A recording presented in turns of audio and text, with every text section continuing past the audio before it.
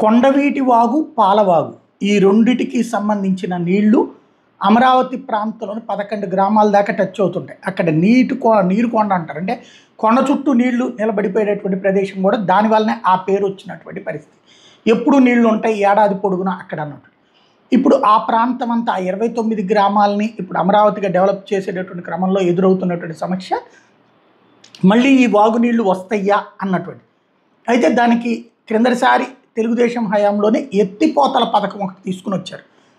వాగు నుంచి వచ్చే నీళ్ళని ఎప్పటికప్పుడు మోటార్లలోకి ఎత్తిపోయడం, కృష్ణానదిలోకి పోసేయడం. ఇప్పుడు ఆ పని ప్రారంభించాల్సి వచ్చింది. వాళ్ళ పొద్దు నుంచి వరద వస్తున్నటువంటి నేపథ్యంలో ఎగువ కురుస్తున్న భారీ వర్షాలుగా దృష్ట్యా కొండవీటి వాగుకి చేరుకున్న వరద నీటిని ఉండవల్లి కరకట్ట దగ్గర ఉన్న కొండవీటి వాగు ఎత్తిపోతల పథకం నుంచి మోటార్లు వదిలి కృష్ణానదిలోకి వదులుతాం అనేటువంటిది ప్రారంభించారు. తద్వారా ప్రస్తుతానికి సమస్య పరిష్కారం అంటే ఆ ఊళ్ళు మునక్కుండా. అయితే ఇప్పటికే కొండవీటి వాగు వాటర్ కాకుండానే కొండవీటి వాగు వాటర్తో పాటు వర్షపు వాటర్ కారణంగా అమరావతి అంటే గుంటూరు నుంచి అమరావతికి వెళ్ళే రోడ్డు బ్లాక్ అయ్యింది. ఇటు పక్కనేమో హైదరాబాద్ హైవే చెన్నై హైవే అయినటువంటి కాజా దగ్గర టోల్గేట్ దగ్గర నీళ్లు నిలబడి అది కూడా కొండవీటి వాగు వాటర్ కాదు.